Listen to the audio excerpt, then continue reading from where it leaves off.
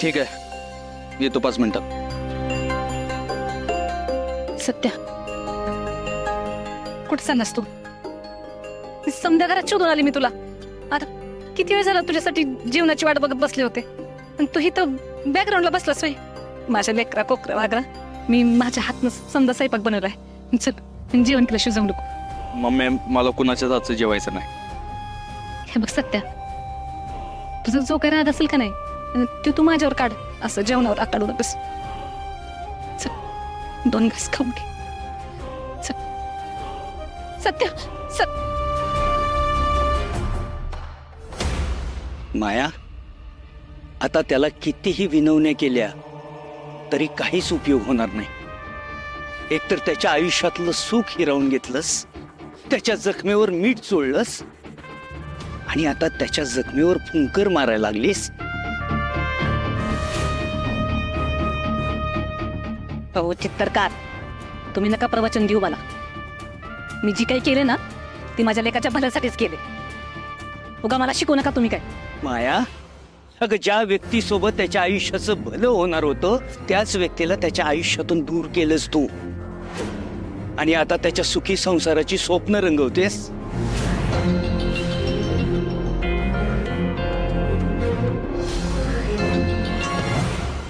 हे बघ सत्या, हे माझं नवीन पेंटिंग. कसं वाटतंय? एकदम भारी आहे. सत्या, हे पेंटिंग मी तुझ्यासाठी काढले. माझ्यासाठी? हो. हे बघ, हा जो डोंगर चढून जाणारा माणूस आहे ना, तो तू आहेस. मी? हो, तोच. हे बघ, अर्ध्यापर्यंत तुझा डोंगर चढून झालाय, पण अजून अर्धा बाकी आहे. मला माहिती आहे की आतापर्यंत तू दमला असशील किंवा तुला माघारी वळायची इच्छा होत असेल. मग आता मला सांग, एवढं अंतर बाकी असताना तू काय करशील?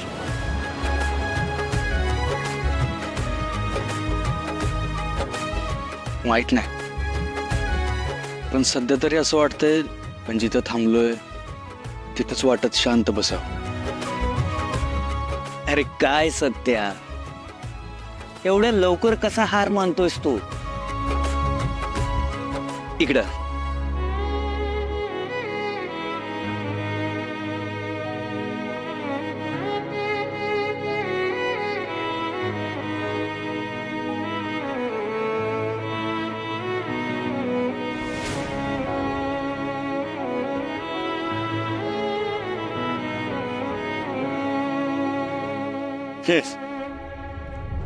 हे बघ,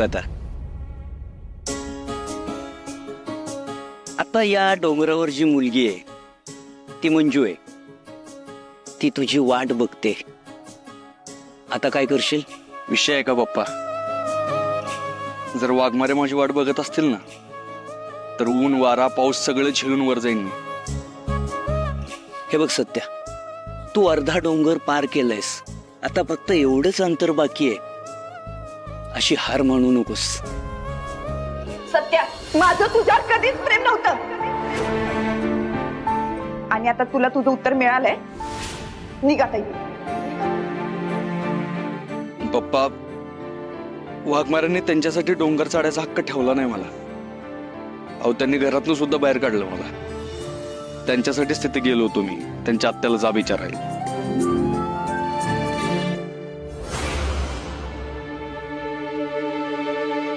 सत्या, मंजूला तू माझ्यापेक्षा जास्त चांगलं ओळखतोस. अरे तुला कळत कसं नाहीये? तुझ्या नजरेतून उतरावं म्हणून मंजू मुद्दाम असं करते. सत्या, तू असा हार मानणाऱ्यातला अजिबात नाहीयेस.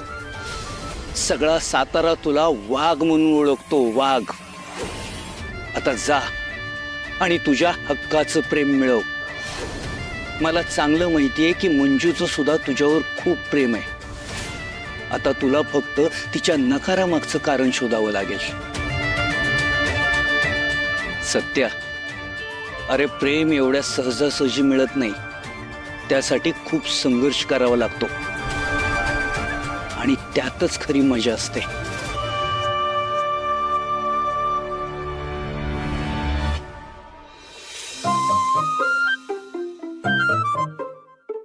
काय बी करून आणि कसल्याही परिस्थितीत आज मला वाघमाऱ्यांना किडनॅप करावंच लागलं.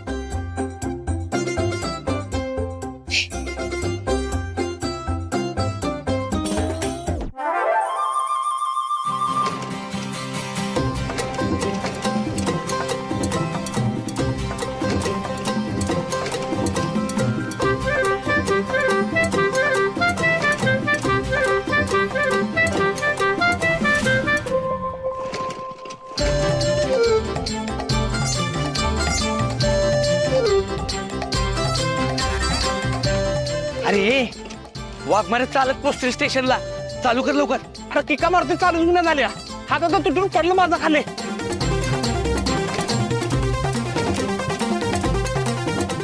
रिक्षा.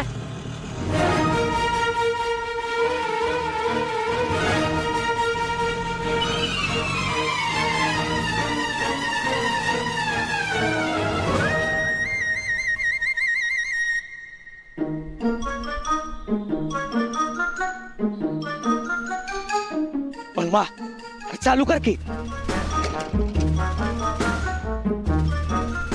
रिक्षा रिक्षा रिक्षा. चला चला चला लवकर लवकर चला पडलं. चला चला.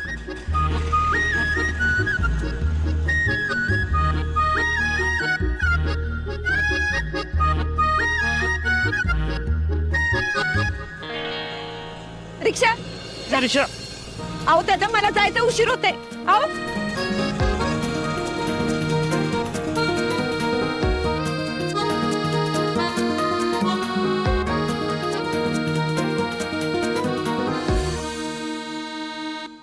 ए पलमा तुझी रिक्षा चालू होणार आहे का नाही आज?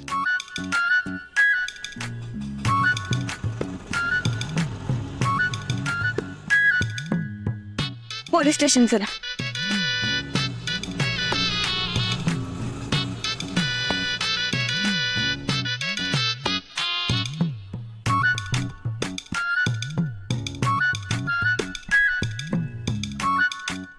अरे गाडी चालू होईना. गाडी चालू होईना. गाडी चालू होईना तुझ्याकडे साधी. चल आता संध्याकाळी वाघमारे सुटतील तेव्हा बघू. आता गाडी चालूच ठेव. चल हे डबड सोड इथं. गुरुजी तुम्हाला तर ठावच आहे ना सत्याचा आणि त्या नेब्याचा डायव्हर झालाय ती. मग आता दुसऱ्या पुरीचा योग कवा आहे, कवा लगीन जमल, कुठल्या दिशेची पोरगी असेल समजा सांगा की. पुनर्विवाहाचा योग त्याच्या पत्रिकेत आहे आणि अगदी लवकर आहे. पण काय गुरुजी पण एक अडचण आहे. कसल्या अडचणी आहेत? वास्तू. त्याचं काय? तुम्ही आता ज्या वास्तूत राहताय ती वास्तू सत्याच्या लग्नासाठी आणि एकूणच त्याच्या प्रगतीसाठी फार अडसर ठरत आहे. तुम्ही जेवढ्या लवकर ती वास्तू सोडाल तेवढ्या लवकर त्याचं लग्न बघाल. ठीक आहे गुरुजी. हे बघा माझ्या सत्याच्या लग्नासाठी का नाही माया सदरच काय अख्खा सातारा सोडवलं बघा मी. आणि तुम्ही फक्त सांगा कवा लगीन जमल ती. मग काय या येत्या 1-2 महिन्यातच सत्यजितचं लग्न झालंच म्हणून समजा. गुरुजी हे घ्या तुमची दक्षिणा. धन्यवाद. मॅडम मला या माणसाच्या विरोधात कंप्लेंट करायची. काय झालंय? अहो आमचा अजून घटस्फोट झालेला नाहीये आणि तरी मी या माणसापासून वेगळी राहते. हे बघा मला नेमकं काय झालंय ते नीट सांगा. अहो मी गेले कित्येक महिने याच्यापासून लांब राहते कारण हा प्रचंड दारू पितो आणि काहीच काम करत नाही. आणि मी तरी आता किती सहन करणार आहे. मी म्हणायचे आज सुधारेल नंतर सुधारेल पण नाही. शेवटी मीच लांब झाले आणि एकटीनेच दोन्ही लेकरांना सांभाळायचं आता ठरवलंय. आणि आता हा परत मला नांदायला बोलवतोय. सुधारलोय सांगतोय मला. अहो मॅडम खरंच सांगतोय मी. खरंच सुधारलोय मी. अगं सरिता मी खरं बोलतोय. गेली 6 महिने झाले मी दारूला स्पर्श देखील केला नाही. मी एका चांगल्या हॉटेलमध्ये मोठ्या पदावर आहे. सगळं नीट चाललंय. फक्त कमी येते ही जी आणि आमच्या लेकरांची. माझा याच्यावर विश्वास नाही. हा जर पुन्हा दारू प्यायला लागला तर? अगं तुझी शपथ आता नाही लावणार हात दारूला. मॅडम मला पुन्हा माझ्या आयुष्यात ही कटकट नकोय. तुम्ही माझी तक्रार लिहून घ्या. मॅडम हा रात्री बेरात्री घराच्या बाहेर येऊन उभा राहतो. मला काय ह्याच्यावर राहायचं नाहीये. मला खूप त्रास होतो त्या गोष्टींचा. सरिता, हात जोडून माफी मागतो मी तुझी. खूप चुका केल्यात मी आयुष्यात. मला एक संधी तरी दे. मला तू हवीस, आपली लेकरं पण हवेत. एकदा माफ कर मला प्लीज. अहो मॅडम, किती जीव तळमळतोय बघा की तुमच्यासाठी. एक संधी देऊन तरी बघा.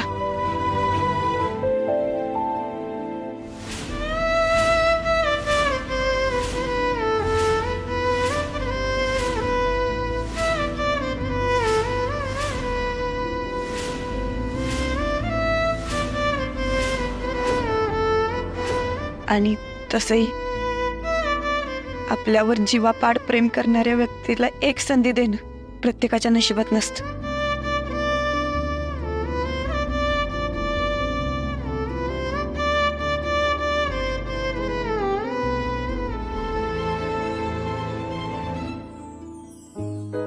ठीक आहे मॅम, पण मला थोडा विचार करायला वेळ हवाय. पण जर त्या दरम्यान हा परत घरी आला तर मी पुन्हा तक्रार नोंदवायला येईन. ठीक आहे, चालेल. Thank you madam. तुमच्यामुळे किमान एक संधी देण्याचा विचार तरी केला तिने. खरंच थँक्यू. तुमचा आभारी आहे. Thank you ma'am. येतो आम्ही.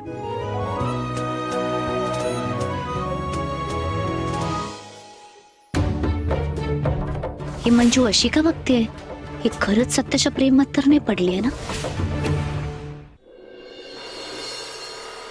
पप्प्या, हायो आलेस होय तू? अगं तुझी वाटच बघत होतो मी. म्हणलं का माझा इंतजार की बाधी होत आहे. बरं झालं आलीस बघ तू. खरं तर मी आधीच येणार होते, पण आज मी तुला थँक्यू म्हणायला आलीये पप्प्या. थँक्यू. तुझ्यामुळे ना माझी आई बरी होतीये बघ. मी तुझे उपकार कधीच नाही विसरणार. आता उपकाराची भाषा करून परक करते का लगेच? आहे तसं नाही परक वगैरे, पण बरं मला सांग, माझ्या आईला आपल्याबद्दल कधी सांगायचं? म्हणजे तू तुझ्या आईला नंतर सांगू, आधी माझ्या ताईला सांगू. मंजुताई, मंजुताई ही माझी तुझी गर्लफ्रेंड. अगं नाही, गर्लफ्रेंड होते. ही माझी होणारी बायको आहे. काय? ही मंजुताई, हिनच मला चांगल्या मार्गाला लावलं. खरं तर आईच आहे बघा ही माझी. तुला प्रपोज करायची हिंमत पण हिनच दिली मला. चांगल्या मार्गाला लावलं आणि इमानदारीनं भाकरी करून खायला शिकवलं. आईची तब्येत कशी आहे आता? बरी आहे आता. पप्पा मला कायम तुमच्या विषयी सांगत असतो. ओ मॅडम चला. अरे दिसत नाही वय, दोन माणसं बोलायला लागले तर काय मध्ये मध्ये लावले. या दुसरं भाडं नाही यायचं आम्हाला. अरे काही येडं झालं काय?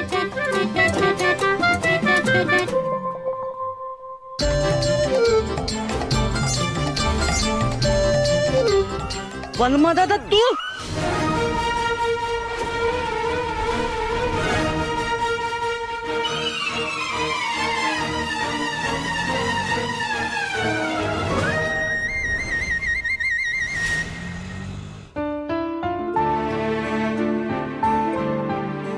सत्य यार, सॉरी. त्या पप्प्याने सगळा गोल घातला. जाऊ दे, तुझी काही चूक नाही. त्या पप्प्यानंच माती खाल्ली सगळी. आता पुढे काय करायचं? आता वाघमाऱ्यांना मीच किडनॅप करणार. काय? अरे पण ते तुला ओळखतील की. तेच. अरे प्रेम एवढ्या सहजासहजी मिळत नाही. त्यासाठी खूप संघर्ष करावा लागतो आणि त्यातच खरी मजा असते. आता ओळखीचाच फायदा घ्यावा लागेल बलमा.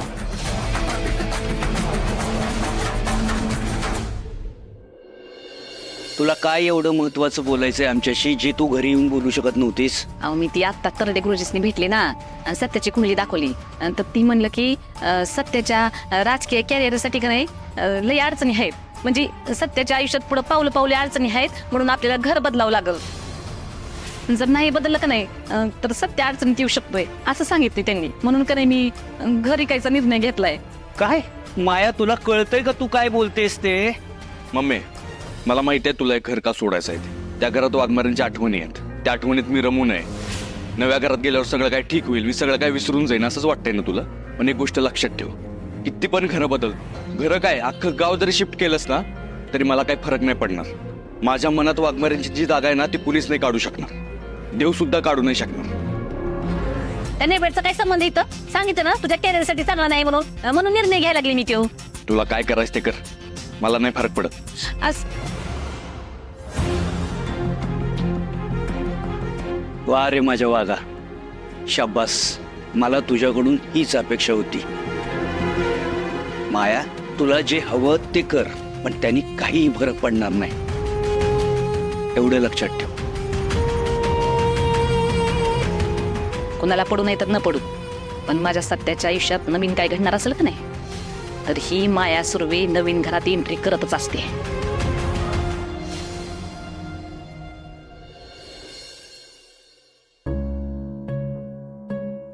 काय करतेस आमरे? नवीन जॉबसाठी अप्लाय करतेस?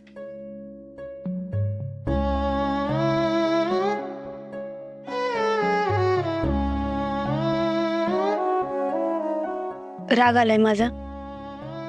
बोल की आमरे. दिदे, तूच बोलली होतीस ना बाकी कशात लक्ष घालायची गरज नाही, अभ्यासाकडे आणि करिअरकडे लक्ष दे. मग आता तेच करते. आमरे, अगं तुझ्या भल्यासाठीच बोलत होते. कसं कळत नाही ग तुला? मोठी बहीण म्हणून एवढं बोलायचा बी अधिकार नाही मला. मग बहीण म्हणून मी सुद्धा तुझ्या पहिल्याच बोलतेय ना. तू आणि सत्यादाजी एकत्र यावे यात काय चुकीचं वाटतंय ग मला? हे बघ, काही गोष्टी नशिबात आधीच ठरलेल्या असतात आणि नात्याचं आयुष्य किती असावं हे बी ठरलेलं असते. त्यामुळे आहे त्या गोष्टीचा स्वीकार केला तर आपल्यालाच त्रास कमी होतोय. तू अजून लहान आहेस, तुला कळायला वेळ लागेल. चल, आवरून येते.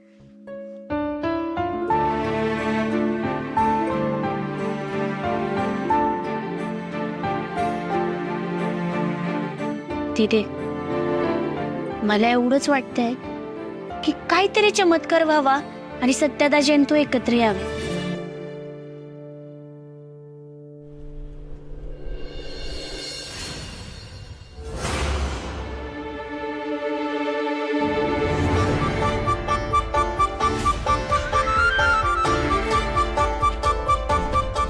भावा, कसा हात्या? एकच नंबर भावा, तू तर एकदम कार्यक्रमच फिक्स केलास. जशी गाडी पाहिजे होती तशीच घेऊन आलायस. मग आता एक काम कर, जेव्हा मी तुला सांगेन तेव्हा ही गाडी घेऊन पोच तिथं. मी आलोच. तू कुठे गेलायस? वाघमाऱ्यांना भेटायला. काय? अरे त्या तुझं तोंड बघायला तयार नाही, तुझ्यासंग बोलायला तयार नाहीत. भेटणार कसं, त्यांना इकडे घेऊन येणार कसं तू? त्या मला कशा भेटणार, त्यांना मी इथं कसं घेऊन येणार, हे सगळं तू माझ्यावर सोड. आता मला कोणीच अडवू शकत नाही बलमा. जे मला करायचं आहे ना ते मी करणारच आहे. तू फक्त गाडी घेऊन तयार राहा आणि मी जेव्हा तुला सांगेन तेव्हा गाडी घेऊन तिथं पोच. चल.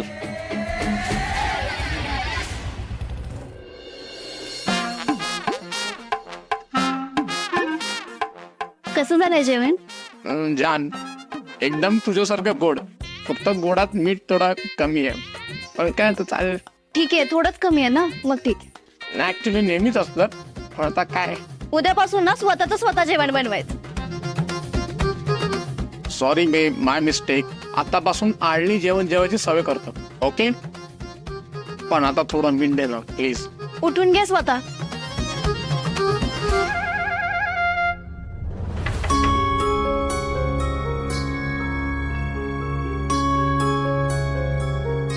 सत्या, थोडं बोलायचं होतं.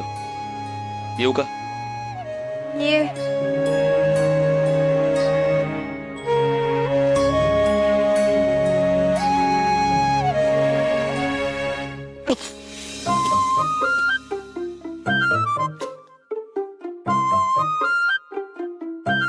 अरे भाई, तू परत? तुला काय पाहिजे आमच्याकडून? हा? रुपाली. काय? नाही म्हणजे रुपालींकडे माझं फक्त 2 तासांचं काम होतं. ये. अरे तुला काय बोलतो तू समजतंय? मला रुपालीकडे 2 तासाचं काम आहे. हा? अरे बायको ती माझी पुष्की लागतोय ना ते बोलायला. हा? पुष्की शांत हो बरं. सत्या तुझा बरं इथून. अहो ते बघा तुमचा काहीतरी गैरसमज होतोय. मी काय म्हणतोय ते आधी पूर्ण ऐकून तरी घ्या. मला तुमची मदत पाहिजे म्हणून मी तर आलोय. माझ्या आयुष्याचा प्रश्न आहे हो. नको बाबा, तुझी मदत करायला गेलो ना तर गेल्या गेल्या फटके पडतात. नाही नाही नाही करायची मदत तुझी. हे बघा मी तुम्हाला शब्द देतो की तुम्हाला यावेळी कुठलीच अडचण येणार नाही. आणि तुम्ही जर माझी मदत केली ना तर त्याच्या बदल्यात तुम्हाला वाटेल ते देईन मी. ए काय घेऊ सांग ना, काय घेऊ? गाल लाल करून घेऊ, पाठ लाल करून घेऊ का थोपाट फोडून घेऊ? पुष्की तू थांब ना जरा. तो काय म्हणतोय ते ऐकून तरी घेऊ आपण. बोल सत्या, काय झालं आणि आमची मदत का पाहिजे तुला? रुपाली, माझा आणि वाघमारेंचा घटस्फोट झालाय. अच्छा, म्हणून तुला तर माझी बायको वाटवली का? हा, एक समजून घे, तुझं लग्न तिच्याशी फक्त ठरलेलं आणि माझं झालंय. हा, पुष्की शांत बस जरा. मध्ये मध्ये टिवटिव करणं जरा बंद कर. काय झालं सत्या? रुपाली, हे बघा मी वाघमारेंच्या प्रेमात पडलोय. मी त्यांना प्रपोज पण केलंय आणि मला हे पण माहिती आहे की वाघमारेंचं पण माझ्यावर प्रेम आहे. आणि तरी पण त्यांनी मला नकार दिला. आणि त्यांनी नकार काहीतरी नाईलाजानं दिला हे पण मला माहिती आहे. फक्त तो नाईलाज काय हे मला कळत नाही. आणि मी जर त्यांना भेटायला बोलवलं, मी त्यांना विचारलं तर त्या मला सांगणार नाहीत. म्हणून मला तुमची मदत पाहिजे. आम्ही काही मदत करणार नाही आणि तीही तुला मदत करणार नाही. तुझं काय द्या तुझं बघून घे, आम्हाला त्यात पाडू नको. जा जा. अरे पुष्कर भावा, मी करणार आहे मदत. पुष्की तू गच पर्सनल कुन्नस मध्ये आणू नकोस. अगं रुपाली, तू विसरलीस का? आणि किती मला मारलं होतं आणि ते सोड, तुला किडनॅप पण केलं होतं. अरे पण त्या मॅटर मध्ये माझा काही संबंधच नव्हता. तर अरे पण तुझ्या आईचा तर संबंध होता ना. हा? पुष्की बास कर आता. आता मागच्या गोष्टी काढून काही उपयोग होणार आहे का? सत्य आणि मंजू मध्ये नेहमी मला एक खरेपणा जाणवलाय. लग्न आधी मंजूने किती मदत केली आपली आणि लग्नानंतर पण.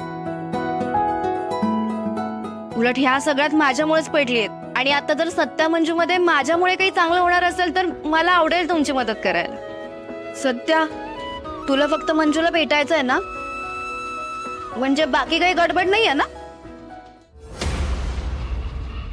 किडनॅप करणार आहे मी वाघमारेंना.